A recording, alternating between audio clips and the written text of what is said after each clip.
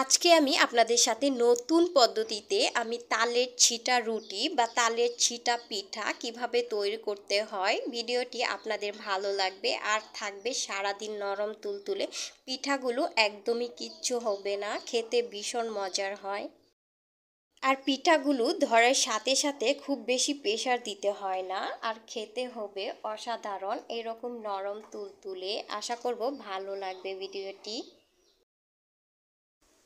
Hello everyone, আসসালামু আলাইকুম। আপনারা দেখছেন অনিস কিচেন থেকে। আজকে আমি আপনাদের সাথে শেয়ার করব তালের ছিটা রুটি। তালের ছিটা রুটি নতুন পদ্ধতিতে আমি আপনাদের সাথে শেয়ার করছি। আপনাদের আশা করব ভালো লাগবে, আর ভিডিওটি স্কিপ না করে ফার্স্ট থেকে লাস্ট পর্যন্ত দেখবেন। আর ভালো লাগলে চ্যানেলটিতে সাবস্ক্রাইব করে আমার পাশেই থাকবেন। আমি প্রথমে একটি মিক্সিং বলে আমি নিয়েছি শুকনো চালের গুঁড়ি। এখানে 1 কাপের চেয়ে একটু কম হবে নিয়েছি, আপনারা চাইলে বেশি করেও নিতে পারেন। আর সাথে দিয়ে দিচ্ছি 1/2 কাপ পরিমাণ তালটাকে আমি খুব ভালো করে জাল করে আমি ঠান্ডা করে নিয়েছি। দিচ্ছি লবণ 1/2 চা চামচের তেও একটু কম। দিয়ে দিচ্ছি পানি, তবে একবারে পানি দিব না, অল্প অল্প করে পানি দিয়ে তারপরে আমি মিশিয়ে নিচ্ছি। এই যেহেতু আমি এখানে শুকনো চালের গুঁড়ি নিয়েছি, তাই আমি পানিটা কুসুম গরম নিয়েছি। এখন খুব ভালো করে আমি মিশিয়ে নিচ্ছি, খুব ভালো করে আমি ফেটিয়ে নিচ্ছি। এইখানে যেন কোনো লামস বা দলা দলা কোনোটাই যেন না থাকে। খুব ভালো করে কিছুক্ষণ এভাবে করে আমি ফেটিয়ে নিব। এভাবে করে ফেটিয়ে নিয়েছি, এর মধ্যে কোনো দানা দানা নেই এবং লামসও নেই। দেখেন এটা খুব সুন্দরভাবে স্মুথ হয়েছে। এটার বেটারটা আমি দেখিয়ে দিচ্ছি, এটা কন্ডিশনটা ঠিক কীরকম হবে। আর এটা তৈরি করতে আমার 1 কাপ পানিও লাগেনি, কিছুটা পানি বেঁচে গিয়েছে। পিঠাগুলো তৈরি করার জন্য আমি এরকম একটি বোতল নিয়েছি। এই বোতলের মধ্যে পিঠার ব্যাটারটা ভরে নিয়েছি। আর এরকম পিঠার তৈরি করার জন্য আমি ক্যাপটাকে একটা ফুটো করে নিয়েছি। পিঠাগুলো তৈরি করার জন্য আমি রাইস কুকার ব্যবহার করছি। এইখানে কিছু পানি দিয়ে আমি পানিটা গরম করে নিয়েছি। এরপর আমি পিঠাগুলো ভাপে তৈরি করব, তাই একটা কলা পাতা আমি এখানে দিয়ে দিয়েছি।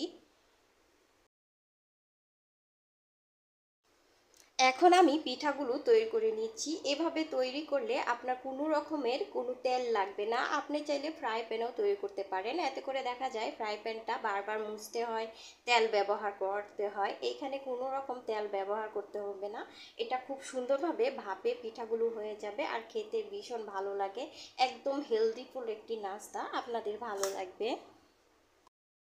রেখে দিচ্ছি, 10 থেকে 15 সেকেন্ডের মধ্যে পিঠাটা হয়ে যাবে। এখন ঢাকনাটাকে উঠিয়ে আমি পিঠাটাকে উঠিয়ে নিচ্ছি। জাস্ট কয়েক সেকেন্ডের মধ্যে পিঠাটা খুব সুন্দরভাবে হয়ে গিয়েছে, খুব বেশি সময়ের প্রয়োজন হয়নি। এভাবে করে পিঠাটা খুব সহজেই উঠে যাবে। সাবধানে একটু ভাঁজ দিয়ে নিতে হবে, কারণ প্রচণ্ড পরিমাণ গরম, তাই এখানে দেখা যাচ্ছে যেই লাগানো যাচ্ছে না। এভাবে করে যদি পিঠাগুলো তৈরি করা হয় অনেকটা হেলদি হবে, আর খেতে কিন্তু ভীষণ ভালো লাগবে।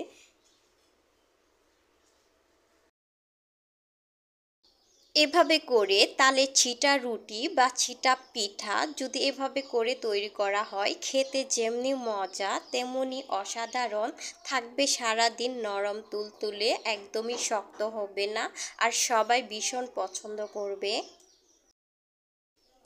এই রুটিগুলো যে কোনো মাংসের তরকারির সাথে বা হাঁসের মাংস থেকে শুরু করে যে কোনো মাংসের সাথে খেতে অসাধারণ হয়, খেতে ভীষণ মজা হয়। যে যেখান থেকে ভিডিওটি দেখছেন কমেন্ট বক্সে কমেন্ট করে জানাবেন। এতক্ষণ ধরে আমার ভিডিওটি ধৈর্য সহকারে দেখার জন্য অসংখ্য ধন্যবাদ। সবাই ভালো থাকবেন, সুস্থ থাকবেন। আল্লাহ হাফেজ।